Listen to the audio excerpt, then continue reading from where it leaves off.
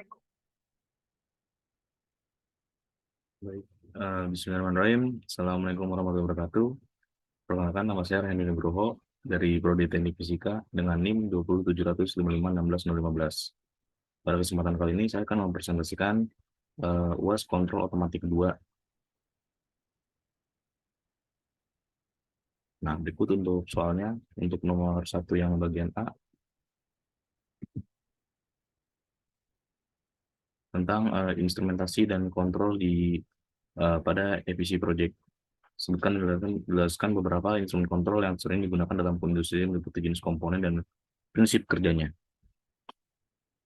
Nah, untuk komponen dan perangkat yang sering digunakan pada bidang industri, yang pertama ini adalah sensor.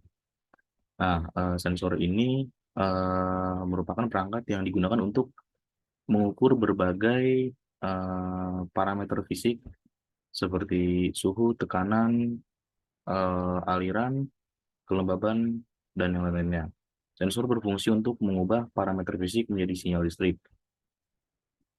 Jadi parameter analog ke parameter digital.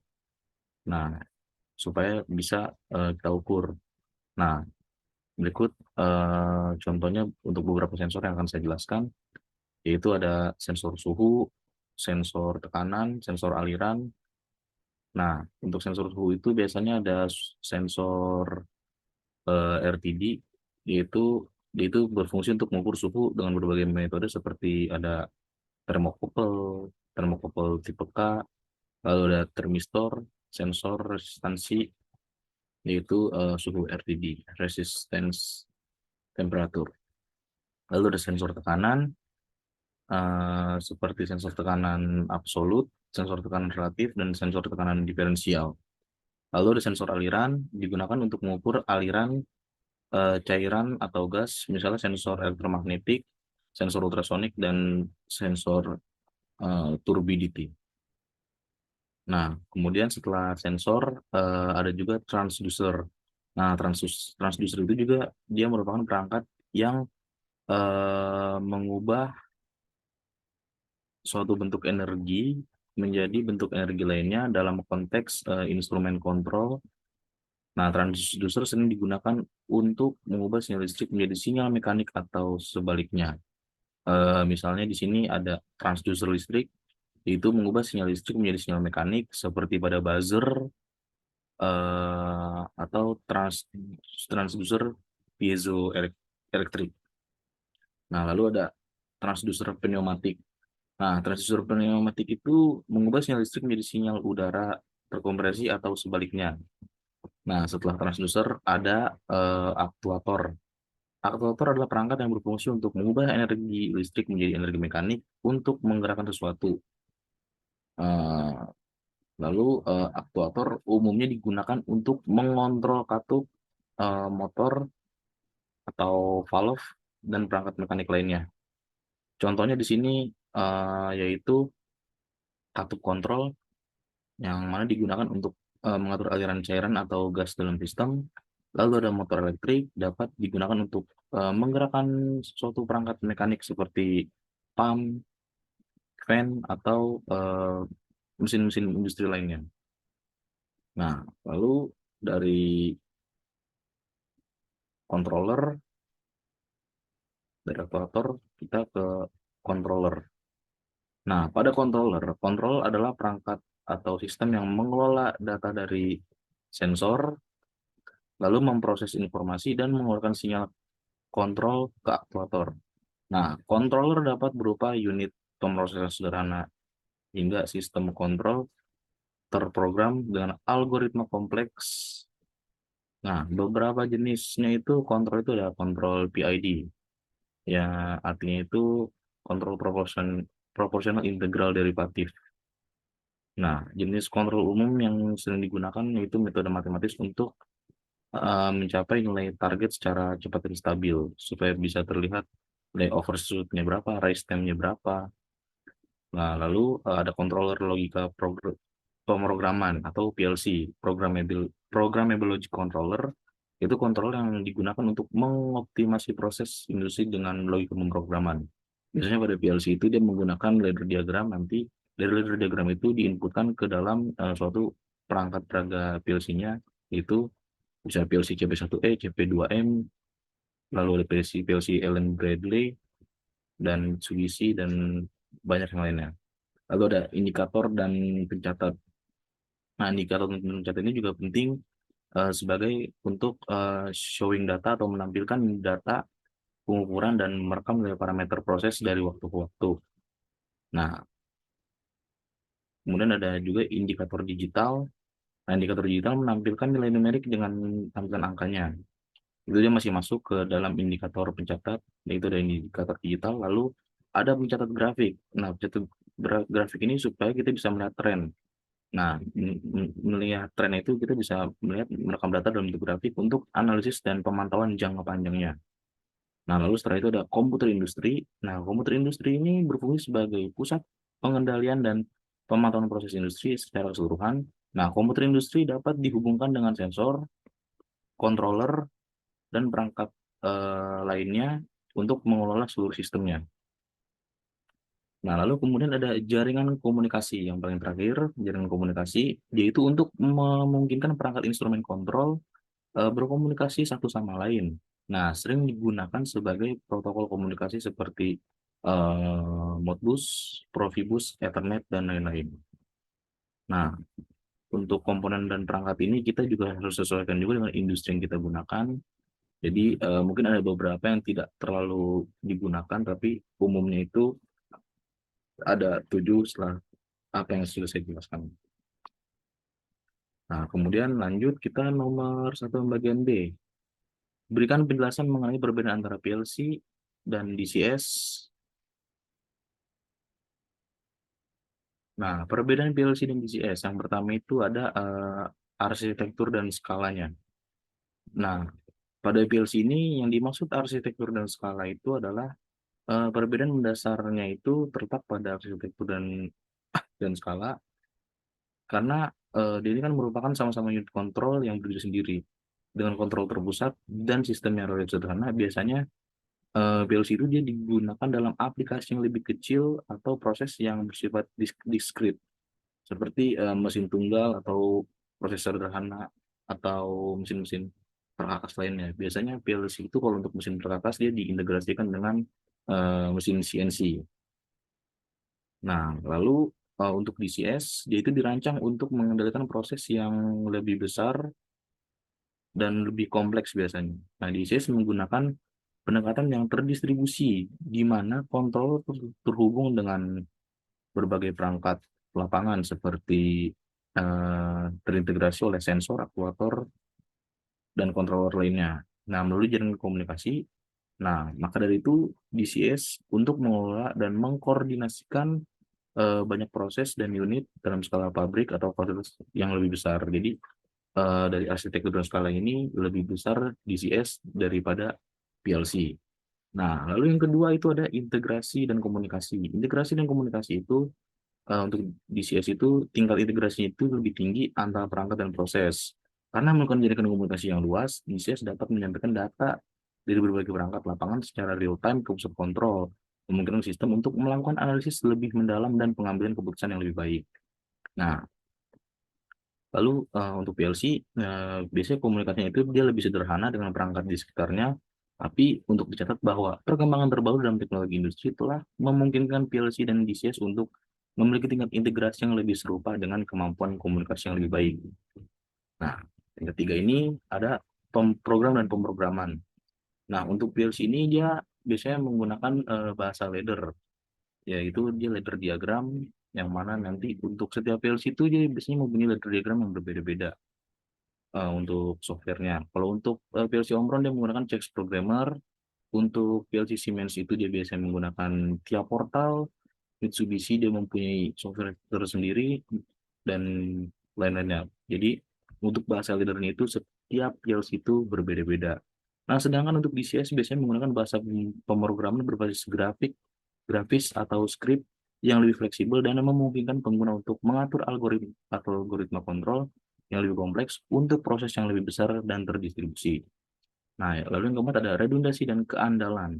Nah, redundasi dan keandalan. Karena DCS digunakan dalam aplikasi yang lebih besar, dan kompleks, maka cenderung untuk menawarkan tingkat redundasi yang lebih tinggi untuk menjaga kehandalan sistem secara keseluruhan.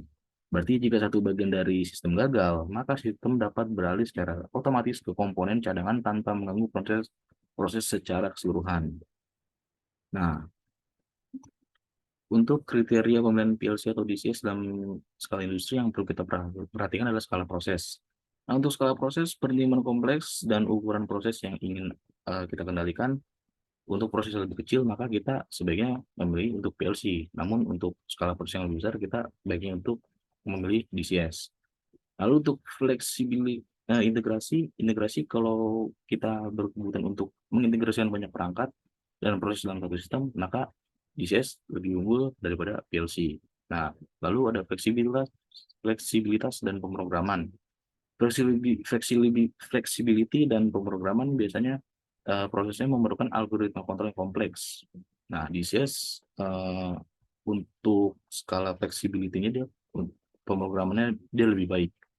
Nah, untuk keandalannya itu keadaan sistem menjadi prioritas. DCS dengan tingkat redundansi yang tinggi dapat menjadi pilihan yang lebih baik kalau untuk segala skala keandalannya. Nah, untuk biaya, biasanya PLC umumnya itu dia lebih murah daripada DCS. Jadi pertimbangan anggaran itu harus kita sesuaikan dengan proyek yang akan kita buat. Nah, pengalaman tim juga diperlukan karena kita membutuhkan keahlian dan tenaga yang ahli pada bidangnya supaya eh, kalau untuk PLC dan DCS ini kan kita merancang itu menggunakan bahasa. Kalau untuk PLC itu kan menggunakan logic ladder diagram dan DCS itu menggunakan grafis. Jadi kita harus pandai-pandai memilih tim untuk memprogram PLC atau DCS yang akan kita buat. Nah, lanjut untuk nomor 2, Anyquist Analysis.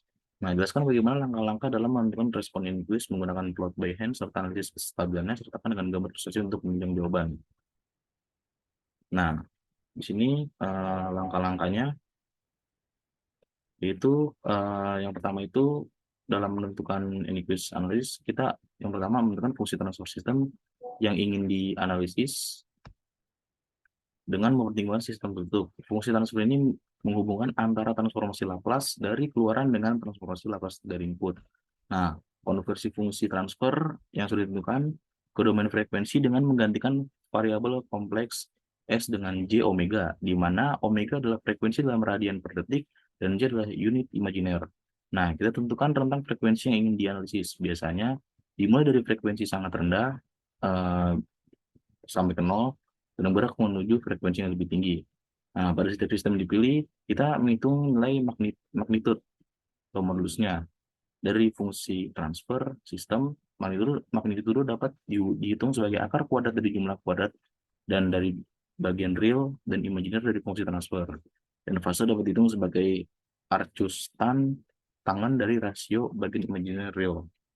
Nah, buat plot Anyquist dengan sumbu real X, sumbu imajiner Y. Untuk setiap frekuensi yang dipilih, lalu kita gambarkan titik koordinatnya.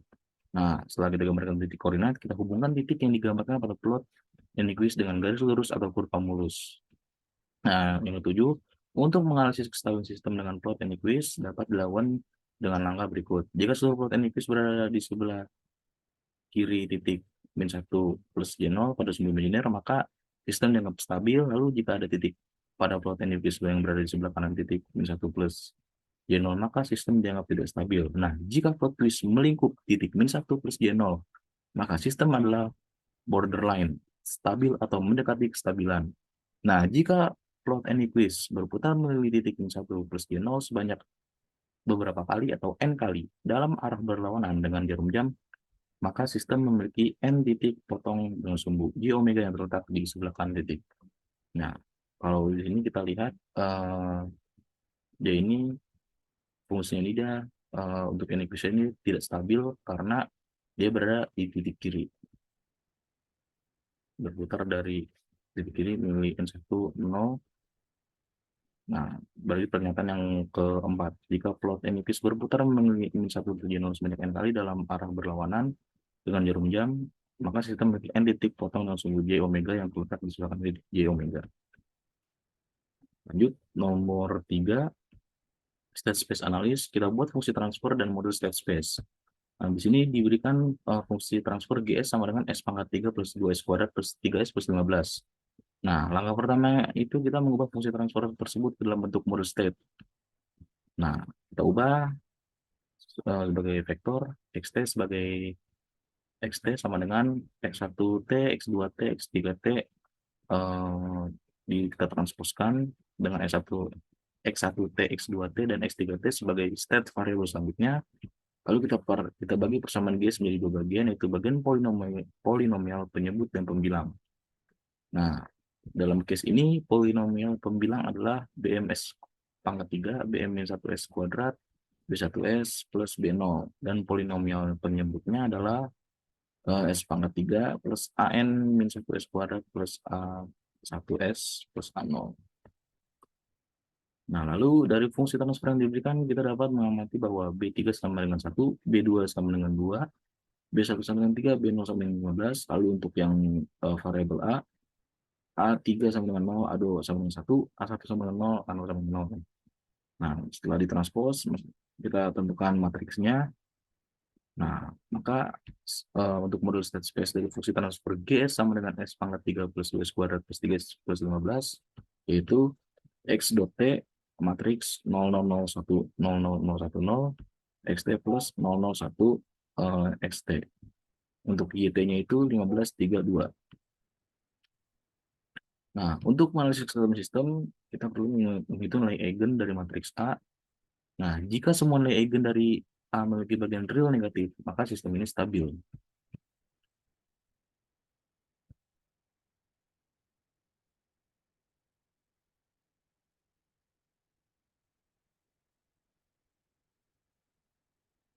Nah, untuk lanjutannya itu eh, di sini nah, menentukan nilai eigen dari determinan IS min A, determinan S0, 0, 1S, 0, 0, 1S, sama dengan S pangkat 3. Nah, karena ada nilai eigen 0, maka sistem ini tidak stabil. Kestabilan sistem dapat dilihat dari bagian real dari semua nilai eigen. Jika bagian real dari semua nilai eigen negatif, maka sistem tersebut stabil. Nah, maka ini untuk yang bagian negatif itu hanya dua, tapi jika setidaknya ada satu nilai eigen dan eigen dengan bagian real non negatif, maka sistem tersebut tidak stabil. Nah, maka ini bisa dibilang sistem itu tidak stabil. Lanjut nomor 4 untuk safety instrument system. Jelaskan tentang konsep probability of failure on demand PFD and average probability of failure on demand PFD average dalam safety integrity level atau SEAL, dan bagaimana perbedaan nilai PFD dapat mempengaruhi pemilihan komponen SIS. Nah, yang pertama itu kita akan menjelaskan dulu tentang PFD, probability of failure on demand. Nah, PFD mengacu pada probabilitas bahwa sistem instrumen pengaman SIS akan gagal saat diminta beroperasi ketika terjadi situasi bahaya. Nah, kegagalan dapat berarti ketidakmampuan sistem untuk menghentikan atau mengurangi resiko yang ada. Misal saat terjadi kecelakaan atau insiden, PFD dapat mengukur sebagai antara angka 0 hingga 1, di mana nilai 0 itu berarti tidak ada peluang kegagalan, jadi SIS itu selalu berfungsi dengan benar. Sedangkan nilai 1 berarti kegagalan pasti. Nah, SIS selalu gagal saat diminta beroperasi.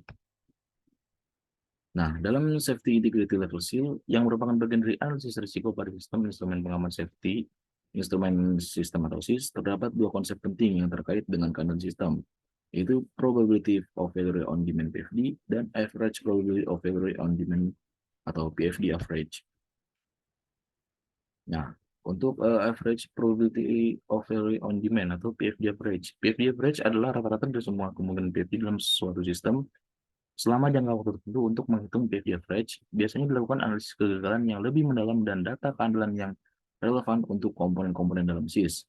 PFD average merupakan salah satu faktor yang digunakan untuk menentukan safety integrity level atau SIL yang disesuaikan oleh sistem. Nah, perbedaan nilai PFD dapat mempengaruhi pemilihan komponen SIS, yaitu sebagai berikut.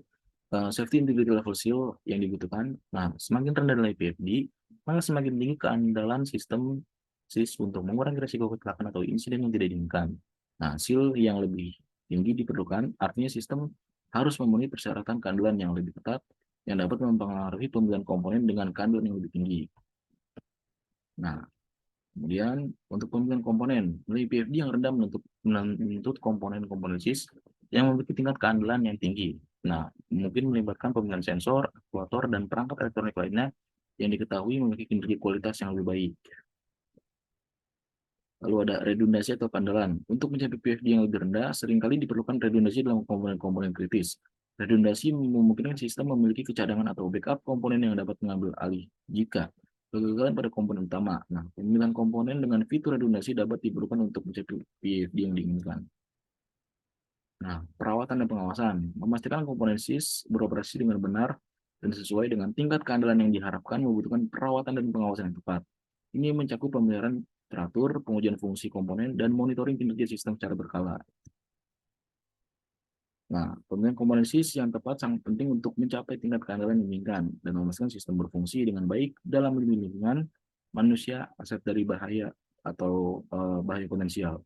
Nah, analisis kegagalan yang cermat termasuk perhitungan PFD dan PFD average menjadi penting dalam menentukan SIL yang sesuai dan memilih komponen dengan kinerja yang memenuhi persyaratan tersebut. Nah, lanjut untuk nomor 4B.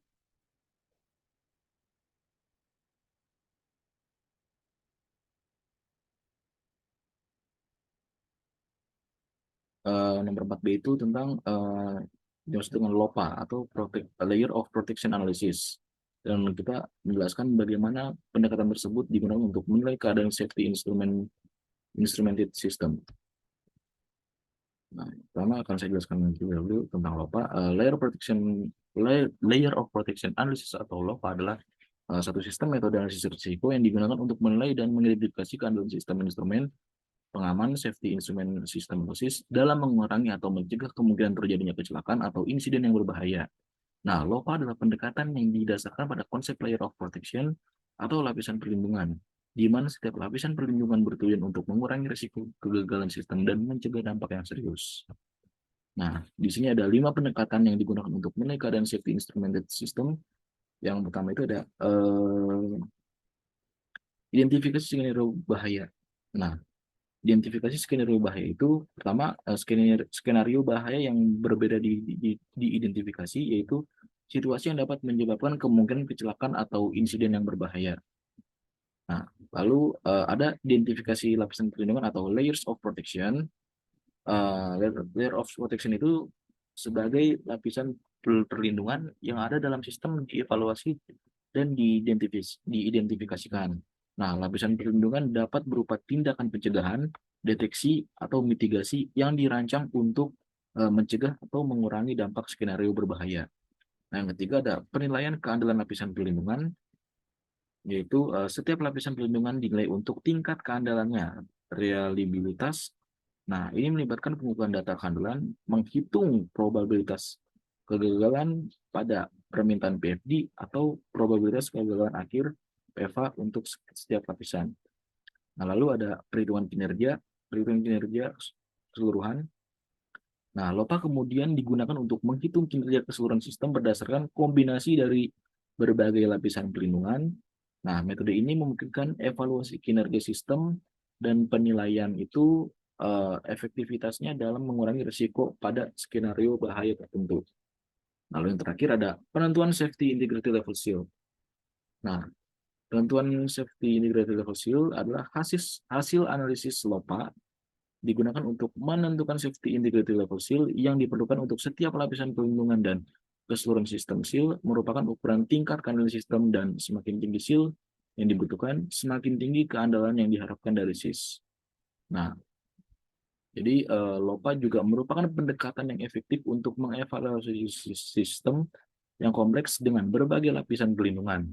Nah, pendekatan ini memungkinkan para insinyur dan ahli keselamatan K3 untuk memahami dan mengidentifikasi bagaimana setiap lapisan perlindungan berkontribusi untuk mengurangi risiko keseluruhan dan membantu dalam pemilihan dan desain komponen SIS yang tepat untuk mencapai tingkat keandalan yang diinginkan. Baik, sekian dari saya. jawaban presentasi UAS dari nomor 1 sampai 4 untuk mata kuliah kontrol otomatik juga. Itu saja yang bisa saya sampaikan.